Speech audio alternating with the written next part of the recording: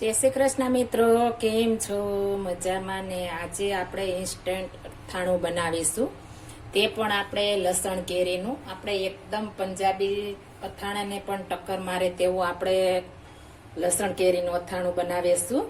આપણે લસણ કેરીનું અથાણું બનાવવા માટે મેં 250 ગ્રામ લસણ લીધું છે. મીડિયમ કળી લીધી છે, મારે આખી રાખવી છે. એટલે જો તમારે 2-3 ભાગ કરવા હોય તો તમે મોટું પણ લઈ શકો છો, પણ મારા ઘરમાં આખું બધાને પસંદ છે એટલે હું ટુકડા નથી કરવાની, એટલે મેં આખું રાખ્યું છે. એટલે મીડિયમ આપણે કળી આવે છે તે લીધી છે. અને એકદમ સરસ આપણે ફોલીને ધોઈને આપણે 1 કલાક માટે સૂકવી દીધું હતું. અને આગળ ડીંડલીનો ભાગ હોય તે છરી વડે કાપી લીધો છે. એ રીતના આપણે બધી કરી લીધી છે. અને આપણે 50 ગ્રામ આદુ લીધું હતું. આપણે આદુ ખમણવાની ખમણીથી ખમણી લીધું છે.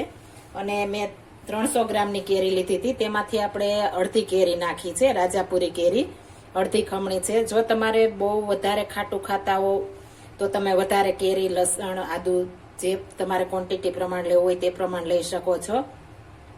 અને આપણે મસાલો આવે છે સ્પેશિયલ રાયતો સંભાર, તે લીધો છે. તેનાથી એકદમ મસ્ત આપણે બને છે અને ઘરે પણ બનાવી શકીએ છીએ, પણ આનાથી આપણે એકદમ મસ્ત બને છે. હવે આપણે આ આદુમાં અને કેરીમાં આપણે હળદર અને નિમક નાખીને થોડી વાર 5 મિનિટ માટે રહેવા દેશું. એટલે એમાં હળદર અને નિમક ચડી જાય તો એકદમ સરસ પાણી છૂટું પડી જશે. તેમાંથી કેરીમાંથી આપણે પાણી છૂટું પાડવાનું છે. આપણે થોડું થોડું નાખ્યું છે ને આ રીતના આપણે મિક્સ કરી દેશું. આદુ તમે વધારે ખાતા હો તો નાખી શકો છો. હવે આને આ રીતના આપણે રહેવા દેશું. અને કેરીને પણ આપણે આ રીતના નિમક ને હળદરમાં રહેવા દેશું. આપણે આગળની પ્રોસેસ કરીએ ત્યાં સુધીમાં આપણે આમાં નિમક ને હળદર ચડી જશે. આ રીતના સરસ મિક્સ કરી લેવાનું છે.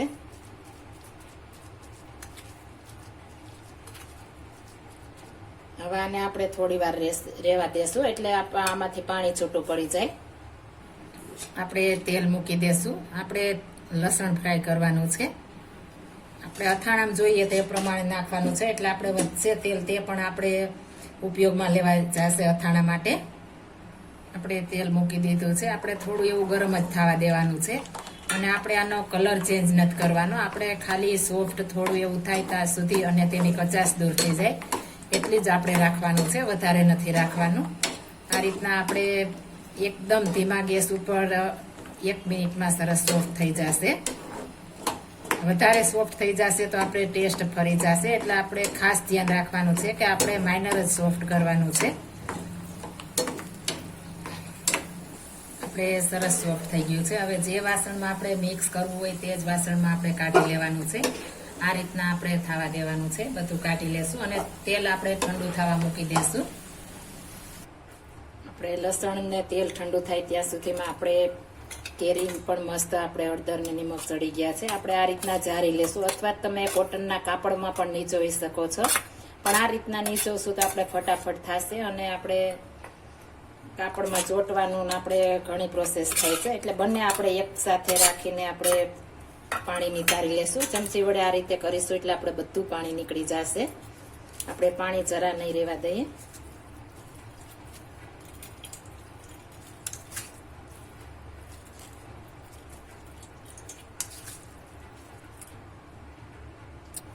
આપણે સરસ પાણી નીકળી ગયું છે. હવે આને આપણે કોટનના કપડામાં પંખા નીચે આપણે 10 થી 15 મિનિટ સુકાવા દેશું. એટલે પાણી હશે તે સુકાઈ જશે. આપણે એટલું પાણી નીકળ્યું છે. લસણ સરસ ઠંડુ થઈ ગયું છે. તેમાં મસાલો છે તે આપણે નાખી દેશું. મેં એકદમ મોડો લીધો છે. મારે ઘરનું કાશ્મીરી મરચું નાખવું હોય એટલા માટે મેં કલરમાં નથી લીધો. આપણે કાશ્મીરી મરચું નાખી દેશું. તીખું તમે જેવી તીખાશ ખાતા હો તે પ્રમાણે નાખી શકો છો. અને આમાં એડ ઉપરથી મસાલા પણ તમે કરી શકો છો. આપણે ધાણાના કુરિયા છે ને આપણે આમાં નિમક પણ હોય છે, તો આપણે નિમક માપે નાખવાનું છે. આપણે મરી પાવડર પણ નાખી શકો છો. મરી પાવડરથી પણ એટલી મસ્ત ફ્લેવર આવે છે. એટલા માટે હું ઉપરથી, મારા ઘરમાં વરિયાળી અને મરી પાવડર વધારે પસંદ છે એટલે ઉપરથી વરિયાળી નાખું છું. મારા ઘરમાં જાડી વરિયાળીનો વધારે યુઝ થાય છે એટલા માટે મેં થોડી જાડી નાખી છે. આપણે ખાસ મોઢામાં આવશે, ક્રન્ચી લાગશે તો ખાવાની પણ આપણને મજા આવશે. ત્યારબાદ 1 ચપટી આપણે મરી પાવડર નાખી દેશું. પહેલાં આપણે મસ્ત મિક્સ કરી લઈશું. ત્યારબાદ આપણે જેટલી જરૂર પડશે તે પ્રમાણે આપણે તેલ નાખતા જઈશું. ત્યાં સુધીમાં આપણી કેરી અને આદુ સુકાઈ જાય. ઘણા કાચી લસણનું પણ કરતા હોય છે, પણ તમે એકવાર જરૂર આ રીતના ટ્રાય મારજો. વધારે મસ્ત બને છે અને આપણે ખાવાની પણ મજા આવે છે, એટલું મસ્ત બને છે. અને આખા વર્ષ માટે આવું ને આવું રહેશે. એક ખાસ આપણે ધ્યાન રાખવાનું છે કે કોઈ પણ વસ્તુ આપણે વાપરીએ અથાણા બનાવવા માટે તો એકદમ સાફ કરી અને જરા પણ ભીની ન રહે તે રીતના આપણે સૂકવવાનું છે. અને પાણી અને અથાણાને દુશ્મનાવટ છે, એટલા માટે આપણે પાણી તો જરા પણ ન હોવું જોઈએ. અને કેરી લઈએ તોય આપણે 2 થી 3 પાણીએ એકદમ સરસ ધોઈને પછી 5 થી 10 મિનિટ માટે આપણે પાણીમાં પલાળી દેવાની છે. અને જ્યારે આપણે અથાણું બનાવવું હોય ત્યારે જ આપણે કેરી માર્કેટમાંથી લઈ આવવાની છે. ફ્રીજમાં રાખીને આપણે કરીશું તો આપણે અથાણું સારું નહીં રહે, એટલા માટે આપણે જ્યારે કરવું હોય ત્યારે જ લેવાની છે. અને આપણે મસ્ત છાલ ઉતારીને મેં ખમણી નાખી છે. મારી પાસે ટાઈમ નહોતો એટલા માટે મેં ખમણવાની રીત તમને બતાવી નથી, પણ તમને ખ્યાલ જ હોય છે કે આપણે આદુની ખમણીથી ખમણવાની છે. તમે જો જાડું ખમણ ખાતા હો તો આપણે ગાજર ખમણવાની ખમણીથી પણ ખાંડી શકો છો. હવે આપણે આદુ ને કેરી બંને સુકાઈ ગયા છે. આપણે પાણીનો ભાગ ના રહે એટલું જ આપણે સુકવવાનું છે, એકદમ કડક નથી થવા દેવાનું. એટલે એકદમ મસ્ત આપણે હવે મિક્સ કરી લેશું.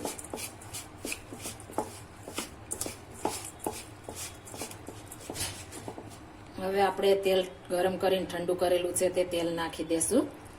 તેલને ગરમ કરવું એટલા માટે જરૂરી છે કે આપણે બજારમાંથી તેલ લીધેલું હોય તો તેમાં કચરો હોય છે, અને ભેજવાળું હોય તો ગરમ કરીને આપણે નાખીએ તો ભેજ પણ ઉડી જાય છે. ઓલું ગરમ કર્યા વગર નાખશું તો આપણે અથાણું બગડવાની શક્યતા રહેશે. એટલા માટે આપણે ગરમ કરીને જ નાખવું. કોઈ પણ અથાણા તમે બનાવો આપણે તેલ ગરમ કરીને જ ઉમેરવાનું છે, ત્યાં સુધી એમનેમ નથી ઉમેરવાનું. અને જો તમારે આમાં લસણ અડધું ચોપ અને અડધું આખું રાખવું હોય તો તે પ્રમાણે પણ કરી શકો છો. પરંતુ મારા ઘરમાં આગળ કીધું એ પ્રમાણે મારા ઘરમાં આ રીતના પસંદ છે, એટલા માટે મેં ચોપ કરીને નથી નાખ્યું. અને કેરીની કટકી કરીને પણ તમે ઉમેરી શકો છો. આ રીતના આપણે સરસ મિક્સ કરી લેશું. આપણે સરસ અથાણું થઈ ગયું છે. આ અથાણાને આપણે 1 કલાકથી 2 કલાક માટે રહેવા દેશું આમાં, એટલે તેલ છૂટું પડી જશે. એટલે આપણે પછી આપણે ઉપરથી વધુ ઘટું તેલ નાખવાનું છે. આ રીતના આપણે સરસ તૈયાર થઈ ગયું છે. હવે આપણે કાચની જારમાં ભરી લેશું. આપણે એકદમ ચોખ્ખી કરીને આ કાચની જાર લેવાની છે અને સૂકવીને એકદમ સરસ. આપણે અથાણું ભરવું હોય તેને આગલે દિવસે ધોઈને તડકે તપાવી લેવાની છે. આપણે એકદમ ઇન્સ્ટન્ટ અથાણું તૈયાર થઈ ગયું છે.